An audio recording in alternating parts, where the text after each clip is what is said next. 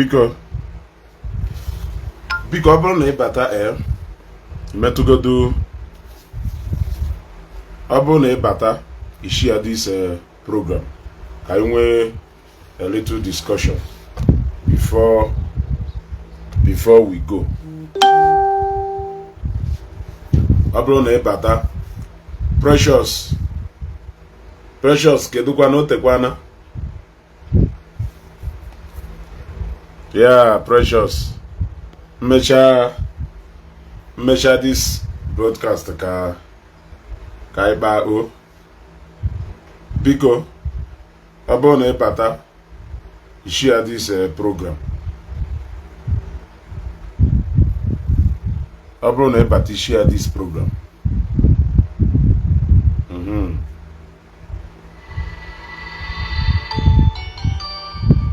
Ọ bụrụ na ịbata share this program.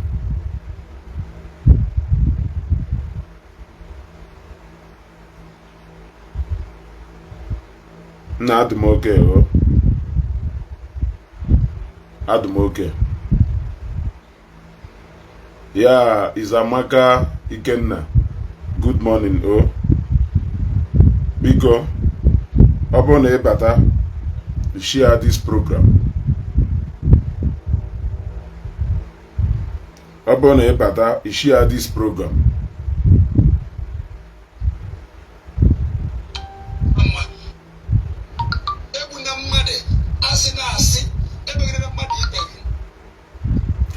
Ọ bụrụ na ịbata share this program, ndị nọ online unu share kwa ori program a share no this program.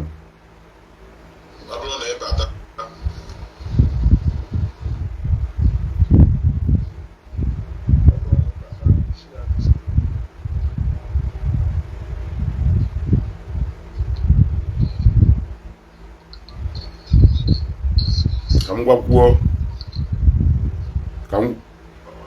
ka m gwakwuo ndị oji ọnụ okwu.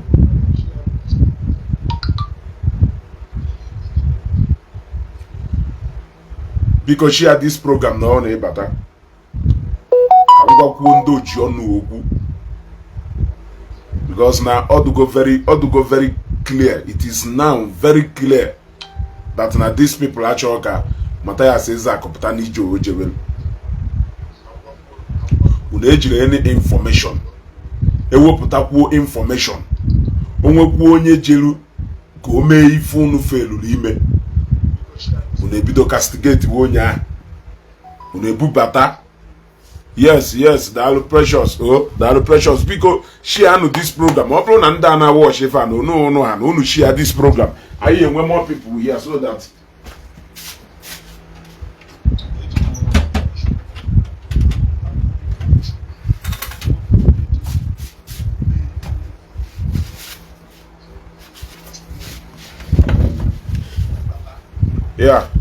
ọ bụrụ na mmadụ na ebe a share this program, anyị enwe more people here ka anyị wee gaa n'iru n'ife nchọrọ igwu. Ha enweghị information, inye ha information enye ha sị no fake. Waja and Kelechi TV unu na-apụ ka ọdụ iti ponko na this lawyer n'ebe a abụrụ lawyer Mathias. Kele onye Waja and Kelechi TV, kele onye unu na-abụwo to Mathias Ezeaku. Kele onye unu na-abụwo to Mathias Ezeaku, unu yeje seek unnecessary public attention. Kele if unu yeje seek unnecessary public attention. Lozeus ji ego gba flight, gba ticket wee jebe Abuja. Ruo Abuja, Michael Zekome san ọdụnụ ka lawyer nwere ike idesi nri aja, ọdụnụ ka lawyer nwere ike ịpụta na kota na-akpọ ọga. Michael Zekome ọdụnụ ka lawyer mmadụ nwere ike iwolu gbanye na akpa, ọdụnụ ka lawyer nwere ike ireduce onwe to nothing.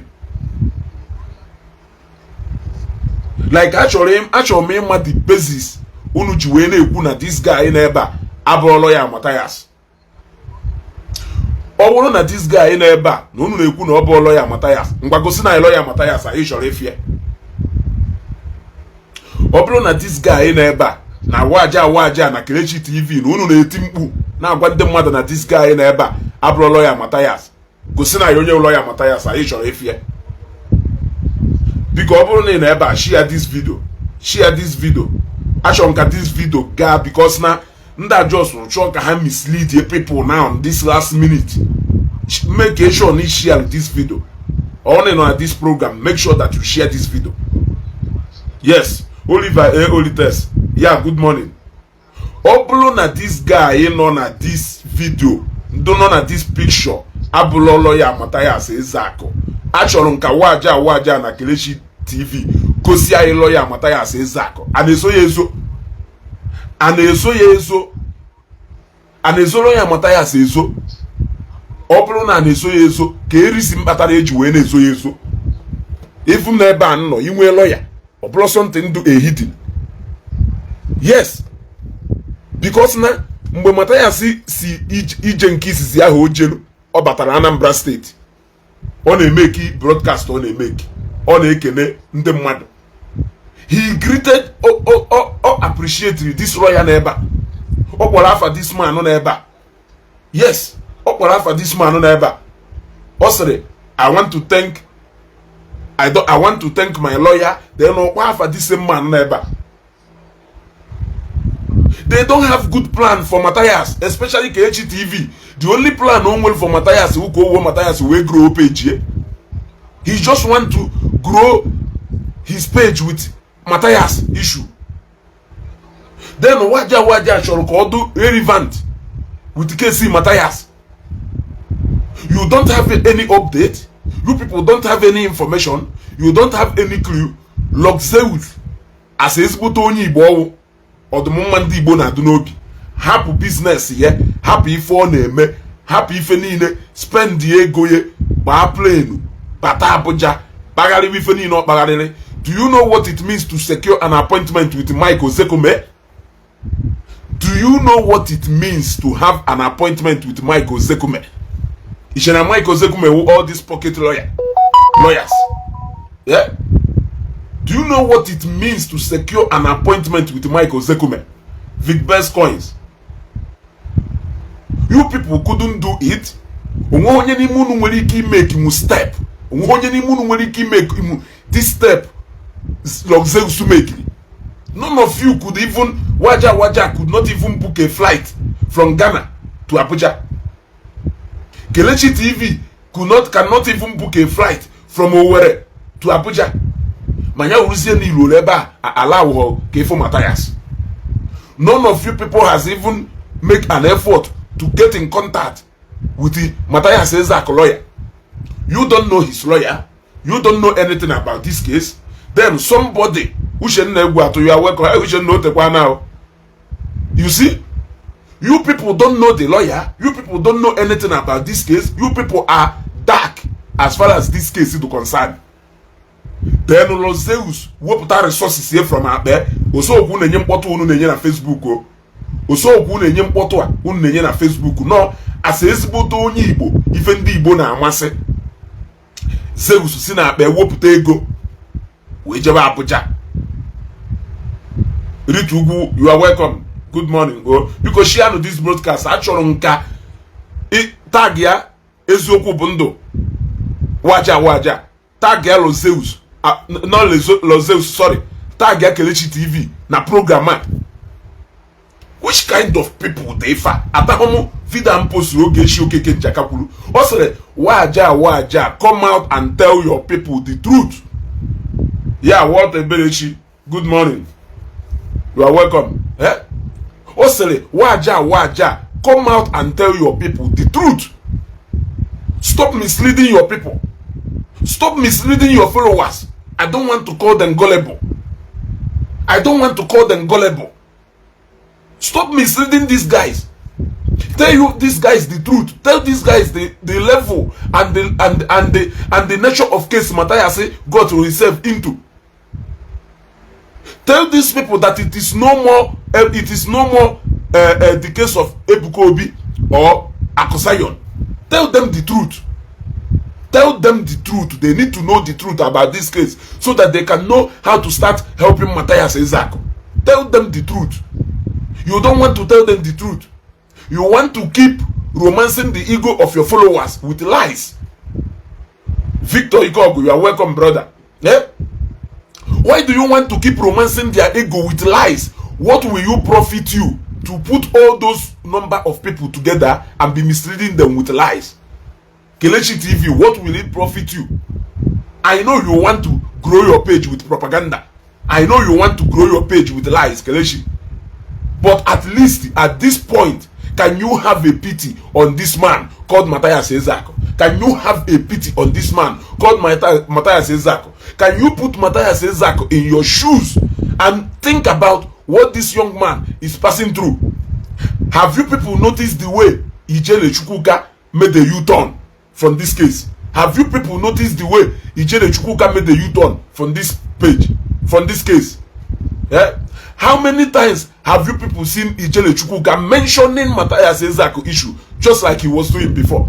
How many times have you seen him mentioning the same case? He's in Abuja. He must have gotten first-hand information. He must have gotten first-hand information of the level of that case. Then why all these people, Waja, you are in Ghana, Kelechi TV, you are in Owerri, none of you have bothered to even pay for a flight ticket to Abuja. We are not saying go there and go to police station and say, just go to Abuja. When you get to Abuja, meet one or two people so that you can get first-hand information on the best way to start helping Matthias. What you people are doing on our compound to KC Matthias. I just hope that the arrangement, though, as said before, is 72 hours. You people should wake up from your reality. Wake up to that, from that slumber and face the reality. People who are progressive Igbo people, people who love the peaceful coexistence of Ndibo, people who have the good interest and the better interest of Ndibo at heart, are running around for the sake of Ndibo for Matthias to be released. And you people are here on Facebook making mischief. Making mischief. Los Zeus, who a popular figure, his face is very popular on internet. Even more than Ngongwa Waja, even more than Ngongwa Kelechi TV. Now Los Zeus has to put everything online and fly to Abuja. Unofo Los Zeus as onye ife na enwemi we uno me ha na ekwu ego ne ka apụrụ una na so dun sekwu mmadu ugwo. Una na so sekwu mmadu ugwo. Pocket unu or so dry that you people cannot pay anyone. Una do so poor that you people cannot hire anyone. Wilfred Franklin, you are welcome. Anybody decided to get involved and ask and intercede on behalf of Matthias, any comedian, any content creator portalo decided to get involved in the issue of Matthias, go air his own view just the same way you are airing your own view on Asena. Now the question on Najono, on do so poor that you people cannot hire and pay anybody. Is that how poor you people are? Los Zeus, upon even in Matthias Ezeaku made this guy. Upon even in Matthias Ezeaku what this guy. Matthias finished this guy with insult. Not minded Nahana about Ablo class and level in any way. Still, yeah, that's good morning, sir. Still, not minding that. Los Zeus happy feeling on him, fly out to Abuja just for the sake of peace. The only thing on need the equal. The only thing on need the equal. My friend Ikerechukwu who is my people? Who is my people? Just my people. I said don't fight your people and think you will win. My people. Majority of people mad up on my people. And I do 20 or 25. Here that's and don't fight your people. Or has you for your Elisha? Manufonia Cielo or Elisha. so kerebe I grade onwe ihe eji asị don't fight your people. Una ado mkpụrụ one na one ka ọnọdụ. Jee na page ebe ahụ a na-atụrụ ụga. Jee na page ebe ahụ a na-eji ugbo na ncha were asa ihu. Page a wezi okwu ka a na-ekwu ebe. The bone of contention is ọ bụrụ na unu feel na Los Zeus wo nobody nke na unu nwere ike ifeel na Los Zeus nwere ike ije konukọta mmadụ si na onye ahụ ụlọ ya Matthias Ezeaku. For what exactly? For what? What could be the reason? What could be the end? Now, he even took that person to the office of a reputable lawyer, Amama. A reputable lawyer, Amama. Not just any lawyer. Not just any lawyer. A son. Mwelungabase. Mwelu level. Onye amaho Michael Zekume. As far as law system by it concerned, you are playing. You are playing. In just one sitting. In just one sitting. Now a case like this, you might be on your way to the prison. With just one sitting. You will be on your way going to the prison. Ishena Michael Zekume wo lawyer ya wijeku igwe biame. You may go that man appear on one sitting in the court. Just one sitting, just go show face here around the court. Just go show face here nime court. Just go show face here nime court. Nyanu kono feel na Michael Zekume ye woto went to the level of if I Los Zeus na Facebook. Eh? Keluko si dono ka Michael Zekume oye reduce way to the level of if I Los Zeus meru na TV, meru na Facebook go see I. All along nke unu ekwu no na asị na asị gbazie na nke wu the real update. Unu eji hoye Mwobike Francis, thank you. Gbazie na nke wu the real update. Unu eji ho any update. Waja putalo yesterday. The only update onye golono about KC Matthias since over 1 week and 2 days. Today maybe a week and 3 days. That KC Jiwegaba on. The only update onye golono we are doing something. But I want to assure you people that we are doing something. Then our panic. Our panic is now. We are doing something. The officer in charge of Matthias case may travel and check obata. Look at the update. Madonyelu umokolobia unukwelu. Look at update enyelu umokolobia unukwelu. In a case duka case Matthias here, a lot of people given to yogi nation kamari feneme kana wono na IPO the case may travel. Therefore, now I handle that case on the IPO abata. Now IPO may travel for one month to Matthias are not at detention for 1 month. Sometimes among the kind of followers these people will. Oh yes, members. People who cannot reason beyond this Facebook. Yeah? People who cannot reason beyond this Facebook. Facebook. The only update Matthias, waja nyegolono as a strong follower of Matthias. We are hopeful. Nyagono details of Ife Hamegolu. Okay, this is the right time for Matthias' lawyer to come out and give us a public statement. Ebe hapu na omakana hafu ngokulu ebe ngokulu ne shake. Hafu ngokulu ebe oyi na ngokulu. Ebe this guy lulu yitu.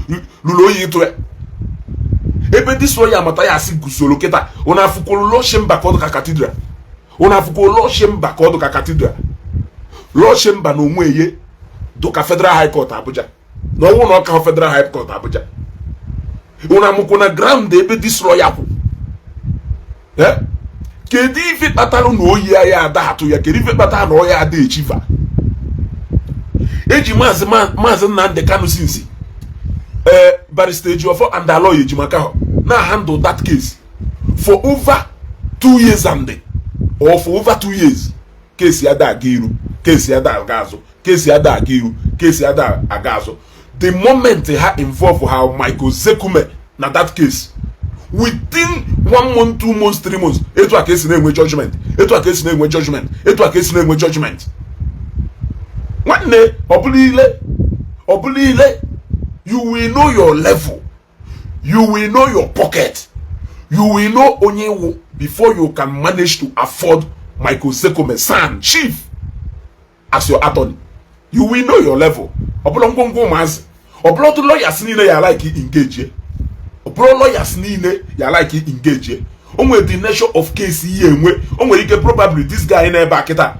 Wo lawyer Matthias nwere ike oluhodu a grade we classes of lawyers na operating from these chambers. Onwe ike this guy eluho class 10 or class 15. Ebe ko ye bido. If I were a case do far beyond him, no doubt. The moment in Nolo, the lawyer, the son of the in charge of this case, it is enough to tell you that now obro na this case, ablo case muanya ke ife na abu itu one run. You na court weba Michael Sekome ye disgrace na court. One sitting on kete, one sitting. Case Matthias eluholu case, Sekome na abia court ugboro ebua. Yes. Case Matthias no n'ime. Oluho case Michael Sekome abia court 2 times or more than 2 times.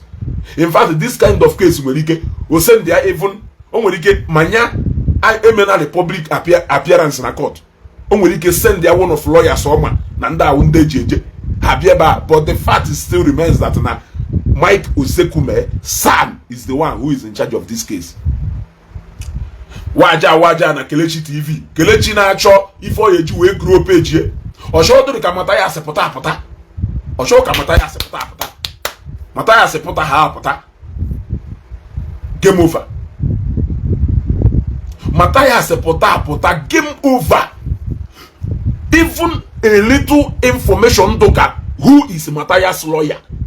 If you say that, at least oblo ebuko bi melo Matthias arrest. I na-ekwu since he ekweho. Lo and behold, Akusayon ti okpos posaka.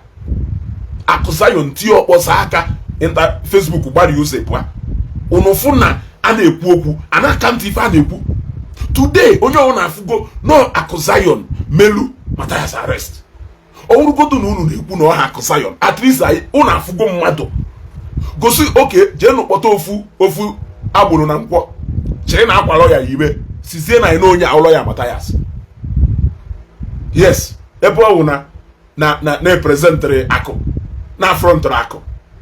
Ka e wee cover Ebuka Obi. Je no kpọta ofisi akpụ na motor park. Chere na akwa, je no ha yata akwa ndị lawyer chie ya. Nyapụta na Facebook gwa anyị na onyawo lawyer Matthias. Kenu di awo na ukwu ase nda na thrive na this period. You people have not been able to bring any information to the public. I watch gom program agbalanze. I watch gom program waja ugboro since if aji we bido Kelechi TV. I watch gom for the videos ndo otu unu niile even Chukwuka na Abuja.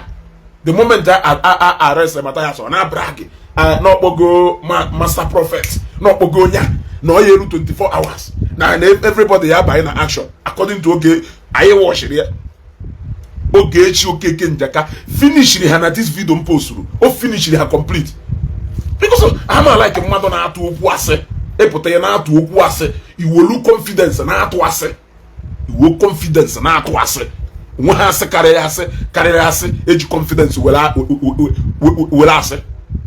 Yeah.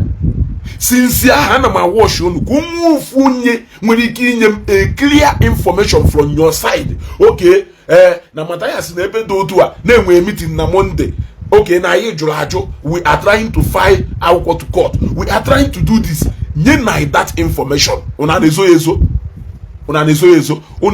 Sunday ga, una nezo yezo Monday ga, una nezo yezo Tuesday bata, una nezo yezo Mary Ebere after much breathing. Ogbanata Anambra State epikikwe the next day. Unu nezo Thursday, unu nezo Friday, unu nezo Saturday, unu nezo Sunday, or 7 days. Then we start counting again. Monday, Tuesday, Wednesday, oplopa na tata Wednesday gakwa oba Thursday. In 2 or 3 days time, or 2 weeks, unu can ezo that update and that information ezo. Yeah? Wilfred Franklin Dalo, thank you very much. Unu can ezo that update ezo.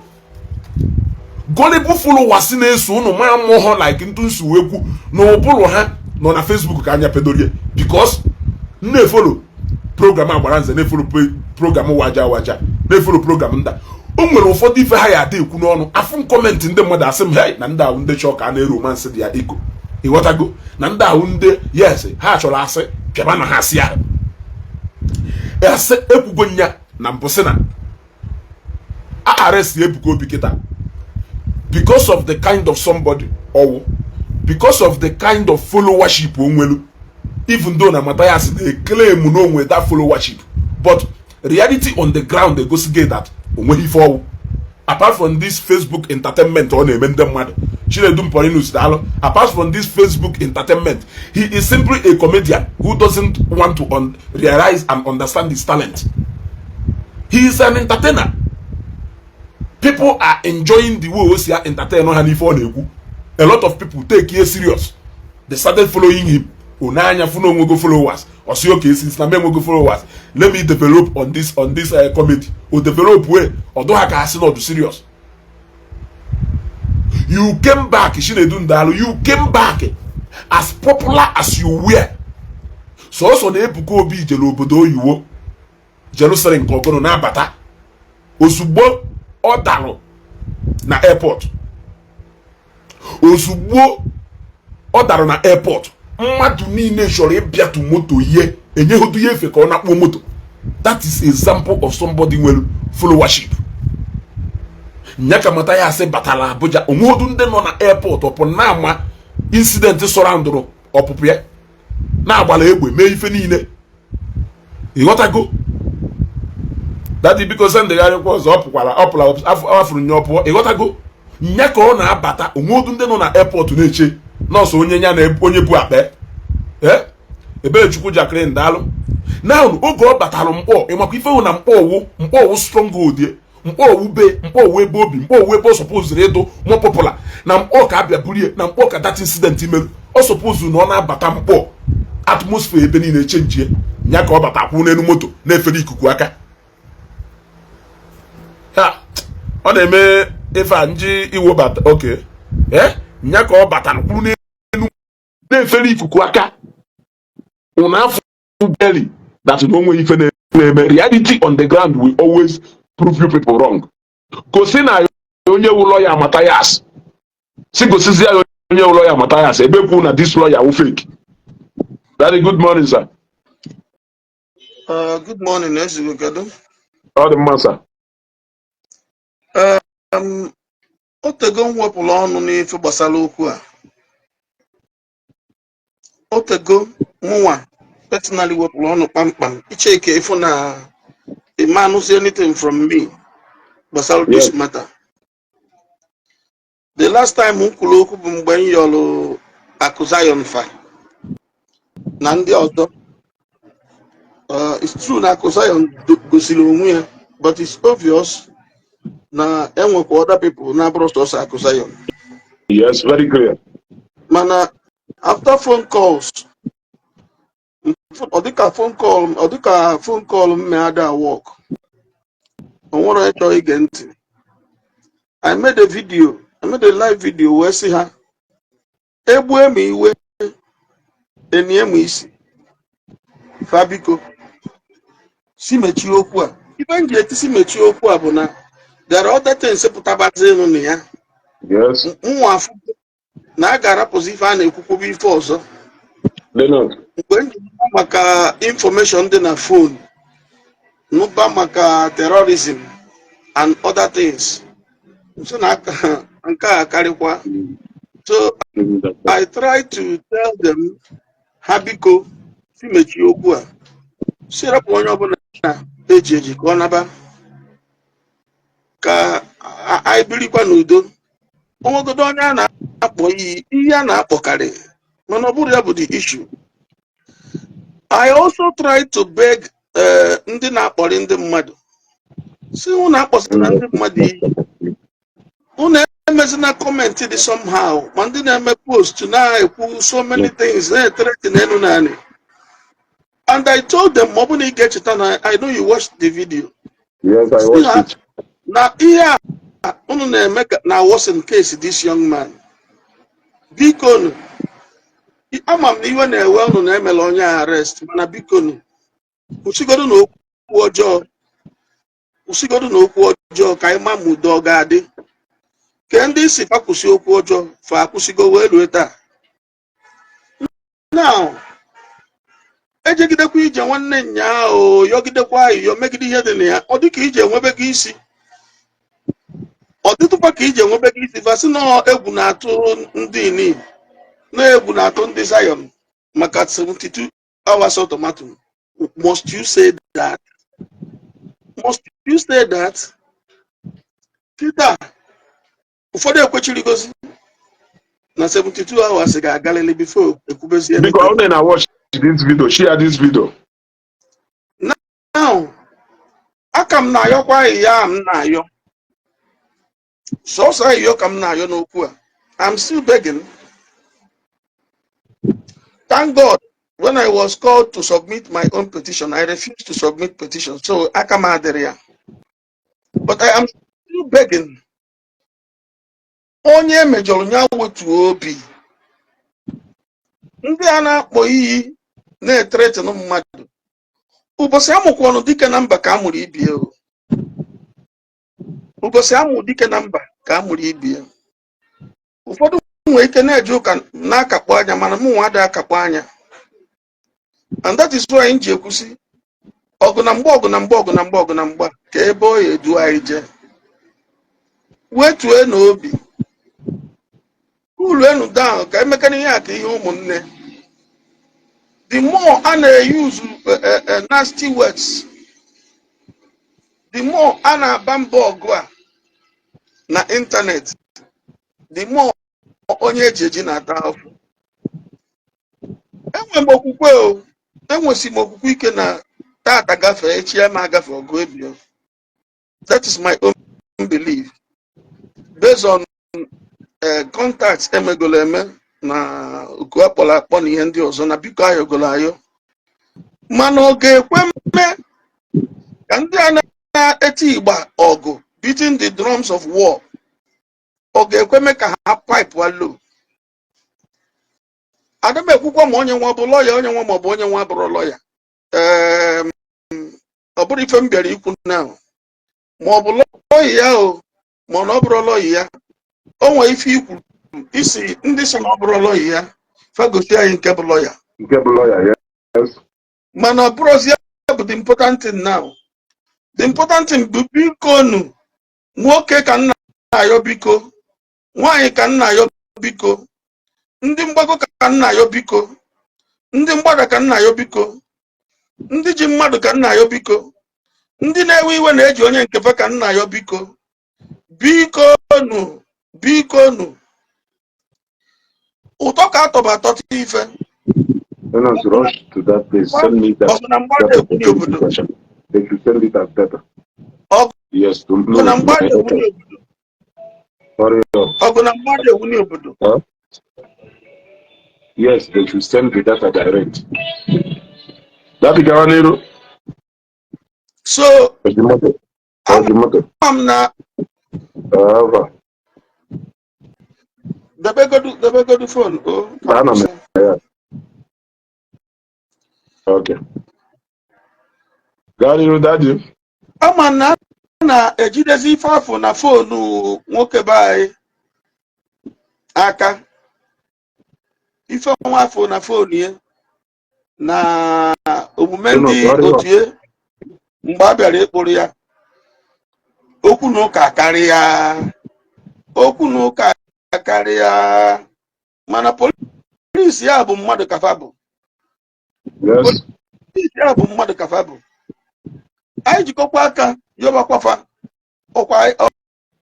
ọkwa ndị a ọkwụrụ si na akụ Zion mele police invite Adama arrest.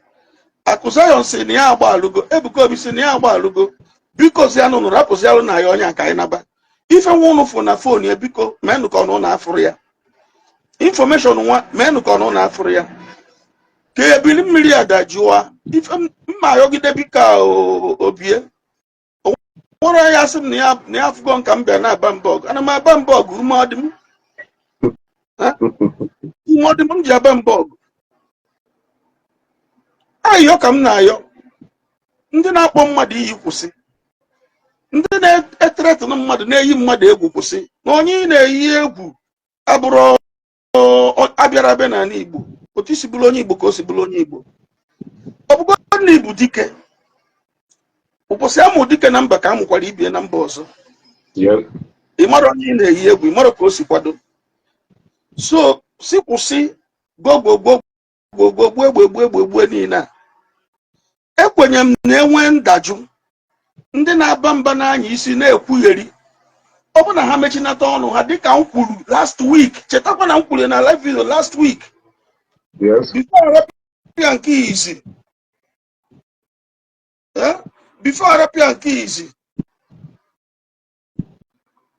si rapụgodo kwụsịgodo ọgụ na mgba si kwụsịgodo ọgụ na mgba si kwụsịgodo ịnya isi a si kwụsịgodo ịnya isi ọgụ a si kwụsịgodo egbu tata anụ niile a si kwụsịgodo ya ịntanetị a efujugodo oyi amụrụ mma ga-eji maka ndị Igbo shut down internet for now ịntanetị a jugodo oyi for now ka ama ma okwu a ga-akụcha isi the more fa na-eme ihe a ha na-eme the more ha na-eme ka things dịrị onye ha na-eche onye anyị na-eche na ha dị elu difficult. I know why I'm saying it. Ama m ihe nji ekwu ya bikonu ụmụnne m bikonu ndị emejọrọ ụmụ chọkwa ka nsekpuru a na-esekpuru m anyị I can even kneel down to beg